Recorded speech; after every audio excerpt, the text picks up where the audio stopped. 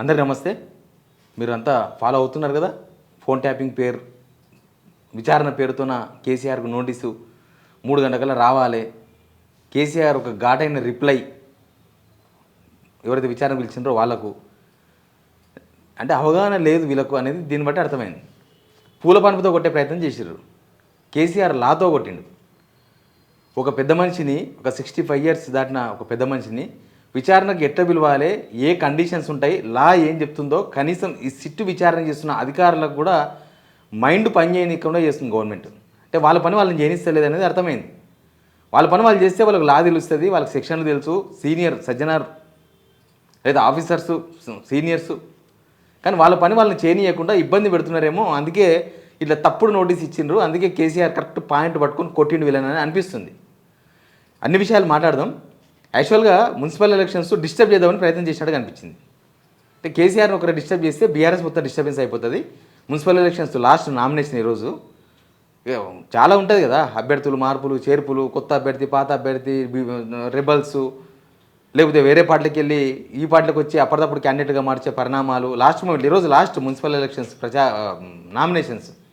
అన్ని విషయాలు మాట్లాడదాం. సబ్స్క్రైబ్ చేయండి, షేర్ కూడా చేయండి.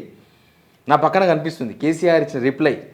కేసీఆర్ వెంకటగిరి అని డీసీపీ జూబ్లీ హిల్స్ ఎవరైతే ఈ సిట్టుకు ఇన్ఛార్జిగా ఉన్నారో, ఫస్ట్ సిట్టు సెకండ్ సిట్టు ఇంకా ఎన్ని సీట్లు వస్తావో తెలియదు. ఎక్కడైనా ఒక ఇష్యూ మీద ఒకటే విచారణ, ఒకటే సిట్టు, వాళ్ళే ఎంక్వైరీ చేసి వాళ్ళే ఫైనల్ చేస్తారు. పాత సిట్టు ఉన్నాక ఇంకొక సిట్టు, రెండో సిట్టు వేసిర్రు. ఇది కూడా చట్టపరంగా ఎక్కడ నిలుస్తుందో ఏమవుతుందో తెలియదు. అది ఆ కేసులో పొంగ మనకు అర్థమవుతూ ఉంటుంది. రిప్లై ఇచ్చిండు. ఏమని రిప్లై ఇచ్చిండు? ఆయన ఇచ్చిన పొలిటికల్ విషయం కాదు, ముఖ్యంగా లా పాయింట్ మాట్లాడాలి. దీనిలో లా పాయింటే పట్టుకుంది కేసీఆర్. ఎందుకు లా పాయింట్ పట్టుకున్నాడు అంటే ఆయన పట్టుకున్న లా పాయింట్ గట్లే ఉంటాయి. ఎక్స్పీరియన్స్ ఉన్న లీడర్ కదా, రేవంత్ రెడ్డి లాగా కాదు. ఆయన పట్టుకున్న లా పాయింట్ ఏంది? 65 ఇయర్స్ అబోవ్ ఉన్న వ్యక్తి, పోలీసులు 160 సిఆర్పిసి కింద, మీరు ఇచ్చింది 41 సిఆర్పిసి కాదు, 160 సిఆర్పిసి అంటే సాక్షి, లేకపోతే మీ దగ్గర సమాచారం ఉంది మాకు చెప్పండి, అంతవరకే. ఆ 160 సిఆర్పిసి కింద అరెస్ట్ కూడా చేసే అవకాశం లేదు. చేయాలంటే దాన్ని ఇంకా ముందుకు పోవాలి.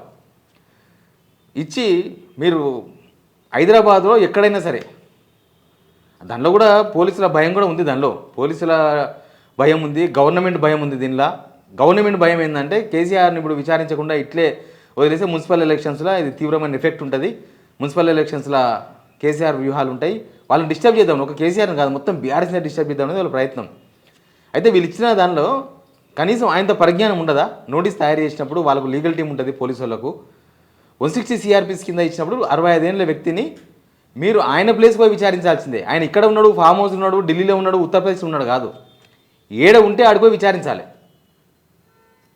ఆయన ఎక్కడుంటే అక్కడికే పోవాలి తప్ప నేను ఫలానా ప్లేస్లో మీరు రావాలి, మీరు పోలీస్ స్టేషన్ రాకపోయినా సరే అంటే వాళ్ళు ఫామ్ హౌస్కి పోవడానికి ఇష్టం లేదు. వాళ్ళకి ఫామ్ హౌస్ ఆయన నివాస గృహం. అక్కడ కాకుండా హైదరాబాద్లో ఎక్కడైనా విచారించడం రమ్మన్నారు. కేసీఆర్ పెట్టిన లా పాయింట్స్ ఏంటిది?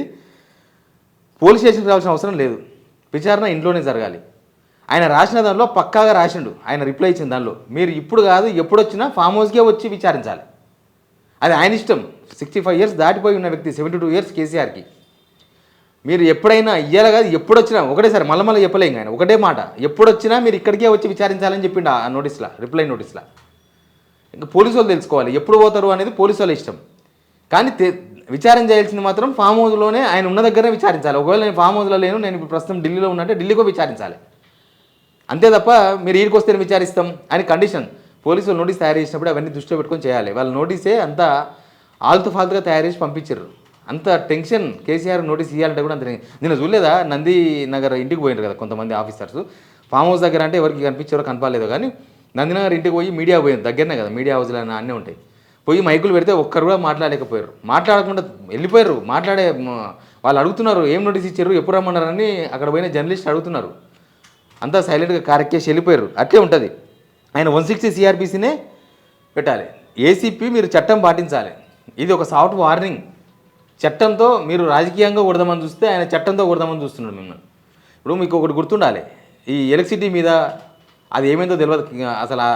అసలు కమిషన్ రిపోర్ట్ కూడా ఇచ్చిందో తెలియదు మనకు, ఎవరికి తెలియదు. అది మీడియాలు కూడా లీకులు ఇచ్చారు తప్ప ఇప్పటిదాకా దాని గురించి డిస్కషన్ జరగలేదు ఎక్కడ. వాళ్ళు ఎల్ నరసింహారెడ్డి అని ఫస్ట్ ఒక రిటైర్డ్ జడ్జి, ఆయన దానికి చైర్మన్ ఆ కమిషన్కి. ఏమైంది, సుప్రీంకోర్టు దాకా పోయి ఎల్ నరసింహారెడ్డిని ఉన్న ఫలంగా ఆ చైర్మన్ గిరి నుంచి తప్పించేసారు. తర్వాత మీరు ఇంకెవరికో పిలిచారు, ఆయన వచ్చిండో లేదో తెలియదు, విచారించడో తెలియదు, అది అక్కడే పోయింది, అది గుట్టకు పోయింది. మళ్ళీ దాని గురించి ప్రశ్న అక్కడ కూడా లీగల్ పాయింట్ లా పాయింటే పట్టుకున్నాడు కేసీఆర్. అంటే వీళ్ళు కేసీఆర్ను విచారించే ముందు చాలా జాగ్రత్తగా ఉంటే మంచిది కదా. ఆయన 1,00,000 మంది దింపిండి అనుకోరే విచారించే టైంలో, మొత్తం ఉక్కిరిపిక్కిరి కావాల్సి వస్తుంది. ప్రభుత్వమే ఉక్కిరిపిక్కిరి అయ్యి మన చూడలేదా, కాళేశ్వరం విషయంలో విచారించినప్పుడు ఎట్లయిపోయింది, గట్టి అవుతుంది. అందుకన్నా పెద్ద పంచాయతీ అవుతుంది ఇంకా ఇది. ఎందుకంటే దీనిలో విచారించే స్టైల్ విచారిస్తలేరు. లీగల్గా ఎట్లా విచారించాలో అట్లా విచారిస్తలేరు. ఆఫీసర్స్ని విచారించాలి. ఇప్పుడున్న డీజీపీ, అంతకుముందు ఆయన ఇంటెలిజెన్స్ చీఫ్గా పనిచేసిండు. నేను చాలాసార్లు విషయం చెప్తున్నా, బోర్గా ఫీల్ కాకండి. మహేందర్ రెడ్డి అంతకుముందు డీజీపీగా పనిచేసిన, రిటైర్మెంట్ అయిపోయాడు. అసలు అప్పట్లో అయితే రేవంత్ రెడ్డి మహేందర్ రెడ్డిని జైలు వేస్తాడు ఫోన్ ట్యాపింగ్ ఇష్యూలని. నా ఫోన్ ట్యాప్ చేస్తున్న మహేందర్ రెడ్డి జైలు వేస్తాడు. ఆయన తీసుకుపోయి టీజీపీఎస్సీ చైర్మన్ చేసుకొని ఆయన సంఖ్యలోనే ఉన్నాడు. ఇప్పుడు ఆయన విచారించలేదు. రవి గుప్తా అంతకుముందు హోంశాఖ సెక్రటరీ, ఆయన కూడా విచారించలేదు. ఇప్పుడు వీళ్ళు కేసీఆర్ కన్నా పెద్దోళ్ళ వీళ్ళు ఏమన్నా ఏజ్లో పెద్దోళ్ళ, ఎక్స్పీరియన్స్లో పెద్దోళ్ళ, తెలంగాణ కోసం ఏమైనా చేసిన వాళ్ళ వీళ్ళందరూ? వాళ్ళని కూడా విచారించాలి కదా. వాళ్ళని విచారించకుండా కేసీఆర్ దగ్గర పోవడం మీరు రాజకీయంగా దీన్ని ఏదో చేసే ప్రయత్నం చేస్తున్నారని. ఈ రేవంత్ రెడ్డి ఏమనుకుంటున్నారంటే, నేను అమెరికాలో ఉన్నా తెలంగాణలో కేసీఆర్ నోటీస్ ఇప్పించినని ఆయన ఏదో గొప్పతనంగా చెప్పుకునే ప్రయత్నం చేసినట్టుగా అనిపించింది. ఆయన గొప్పగా నేను కేసీఆర్ నోటీసులు ఇచ్చిన, కేసీఆర్ విచారణకు పిలిపించిన చూసినావా, నేను అమెరికాలో ఉన్నా చేసినామని. కానీ ఏమైంది? ఇప్పుడు పోలీసు వాళ్ళు ఇంకా తేల్చలేదు ఎప్పుడు ఇస్తారు నోటీస్, ఇస్తారా, రేపిస్తారా, అది కూడా మళ్ళీ ఆయన ఉన్న దగ్గరేమో విచారించాలి. అది 100%, అది చట్టంలోనే ఉంది. అది అతిక్రమించడానికి లేదు. ఆయన అతిక్రమిస్తే ఆయన రాడు విచారణకి. ఇట్లా కేసీఆర్ను అండర్ ఎస్టిమేట్ చేస్తున్నాడు రేవంత్ రెడ్డి. అండర్ ఎస్టిమేషన్ అంటే తక్కువ అంచనా వేస్తున్నాడు. ఏమున్నది, ఒక మాజీ ముఖ్యమంత్రికి అంతే కదా, ఆయన ప్రజలే ఓడిపోయింది కదా, ఆ పార్టీ గవర్నమెంట్ ఓడిపోయింది కదా, ఇంకా మన ఇష్టం, అధికారం మన చేతిలో ఉంది, మనం ఏమైనా చేయొచ్చు అనేది రేవంత్ రెడ్డి ఉద్దేశం ఉండొచ్చు. కానీ లా ఉంటుంది. అసలు నిన్న పిలిచిన నోటీసులోనే ఎంత దారుణంగా పోలీసు వాళ్ళు కూడా ఆ ప్రోటోకాల్ పాటించాలి కదా, గౌరవం ఉంచుకోవాలి. గవర్నమెంట్లు వస్తుంటాయి పోతుంటాయి, మీరు రిటైర్మెంట్ అయినా మిమ్మల్ని వెంటాడతాయి కొన్ని, ఆ స్టేజ్కి పోవద్దు. ఇప్పుడు కేసీఆర్ను గజ్వేల్ ఎమ్మెల్యేగా దాన్ని రాశారు వాళ్ళు ఇచ్చిన నోటీసులో. ఆయన లీడర్ ఆఫ్ అపోజిషన్, ప్రోటోకాల్ ప్రకారం ఒక సీఎంకి ఎంత ఉంటుందో ఆయనకు అంతే ఉంటుంది. అసెంబ్లీలో ఆయన హక్కు ఎల్ఓపి. ఇప్పుడు ఒకవేళ సెంట్రల్ గవర్నమెంటే ఏదైనా వాళ్ళు విచారించారు, కానీ ఏదైనా విచారించాల్సి వస్తే రేవంత్ రెడ్డిని కొడంగల్ ఎమ్మెల్యే అని పెడతారా, తెలంగాణ ముఖ్యమంత్రి అని పెడతారు. మరి ఈయన గజ్వేల్ ఎమ్మెల్యే అయ్యి ఉండొచ్చు కాక, కానీ లీడర్ ఆఫ్ అపోజిషన్ కదా. అంటే మీరు కేసీఆర్ గౌరవాన్ని, కేసీఆర్ కూడా కించపరిచే ప్రయత్నం చేశారు పోలీసు వాళ్ళు కూడా. దీనిలో కించపరిచే ప్రయత్నం రాజకీయంగా ఉంటే వాళ్ళు రేవంత్ రెడ్డికి చూసుకుంటారు. పోలీసు వాళ్ళకి ఎందుకు మధ్యలో, పోలీసు వాళ్ళు ఎందుకు అవమానించాలి కేసీఆర్ని? ఇవన్నీ కూడా ఓనాడు పాయింట్ అవుతాయి. ఇవన్నీ కూడా మీ విచారణ మీద ఎఫెక్ట్ చూపిస్తాయి. మీ విచారణ ఏందో, అసలు ఆ ప్రశ్నలు కేసీఆర్ను ప్రశ్నించడం ఏంది, మీరు ఇంతవరకు మధ్యలో లేని ఆఫీసర్ని విచారించలేదు. ఇప్పటిదాకా ఇంతమందిని 300 మంది పైగా విచారిస్తే ఒక్కరి దగ్గర ఒక ఆధారం దొరకలేదా మీకు? కేసీఆర్ దగ్గర ఏం దొరుకుతుంది ఆధారం? ఓ ముఖ్యమంత్రి చెప్తాడు, ప్రధానమంత్రి చెప్తాడు ఎవరినో చేయమని. కేసీఆర్ వీళ్ళ బాధ అంతా కూడా నిన్న టీవీ డిబేట్లో కూడా కొన్ని చూసిన. 2015లో ఓడునోటు కేసులో పట్టుకున్నారు కదా, ఆ ఓడునోటు కేసు పట్టుకున్నది కూడా ఫోన్ ట్యాపింగ్ చేయడంతో దొరికినారు. లేకపోతే అప్పుడు ఆ గవర్నమెంట్ పడగొట్టాలని కుట్ర చేసిర్రు. ఉంటుంది రాజ్యాంగాన్ని పడగొట్టాలన్నప్పుడు, రాజ్యాంగాన్ని పడగొట్టే ప్రయత్నం చేసిన వాళ్ళ మీద వాళ్ళు మావోయిస్టులు కావాల్సిన అవసరం లేదు. రాజ్యాన్ని కూలగొట్టాలని ప్రయత్నం చేసినప్పుడు వాళ్ళు కూడా సంఘ విద్రోహ శక్తుల కిందకే వస్తారు. వాళ్ళు కూడా ఉండొచ్చు విచారణలో, వాళ్ళ నెంబర్ కూడా విచారణలో పెట్టి ఉండొచ్చు. కేసీఆర్ చాలాసార్లు చెప్పిండు, ఏదైనా మేము చెప్తాం విషయం, కానీ అది ఎట్లా వాళ్ళు ఎంక్వైరీ చేస్తారు, వాళ్ళు ఫోన్ ట్యాపింగ్ చేస్తారా, ఇంటికి పోయి మాట్లాడి తీసుకొస్తారా, లేకపోతే సర్కిల్ మీద డిపెండ్ అయ్యి సమాచారం సేకరిస్తారా, పోలీసు వాళ్ళ ఇష్టం. కానీ ఇక్కడ కేసీఆర్ నెంబర్ చెప్పి మీ దగ్గర ఏముంటుంది ఆధారం? ఏముంటుంది? కొంతమంది అడ్వకేట్తో మాట్లాడితే ఇది లోటపీస్ కేసు అన్నారు వాళ్ళు కూడా. ఒక రాజకీయ పార్టీ, ముఖ్యంగా కాంగ్రెస్ పార్టీ గురించి మాట్లాడదాం. ఇప్పుడు 3 స్టేట్లలో ఉంది. 3 సంవత్సరాల తర్వాత ఒక్క స్టేట్లో కూడా కాంగ్రెస్ గవర్నమెంట్ ఉండదు. మీరు తమిళనాడులో ఉన్నారు అంటే ప్రాంతీయ పార్టీతో టచ్ అయి ఉన్నారు. రాజకీయాలు ఎప్పుడు మారుతూ ఉంటాయి, డైనమిక్స్ అవి. అంటే బీఆర్ఎస్తో ఇంకా మీకు పనే ఉండదా? తెలంగాణలో రేపు నాడు కాంగ్రెస్ ఇప్పుడు ఏమవుతుంది, 3 సంవత్సరాల తర్వాత మీ గవర్నమెంట్ ఉంటుందో ఉండదో జనాలకు తెలుసు, మీకు తెలుసు, మాకు తెలుసు, అందరికీ తెలుసు. ఇంకా భవిష్యత్తులో కూడా మళ్ళీ కేసీఆర్ అనే వ్యక్తి లేకపోతే బీఆర్ఎస్ అనే వ్యక్తితో కాంగ్రెస్ను అంటకాకుండా చేస్తున్నారు.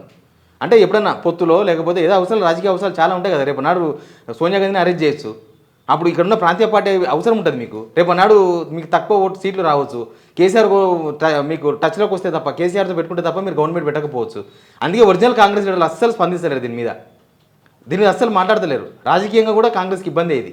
కాంగ్రెస్కు కేసీఆర్ను బీఆర్ఎస్ను పర్మనెంట్ శత్రువు చేసుకుంటున్నారు వాళ్ళు.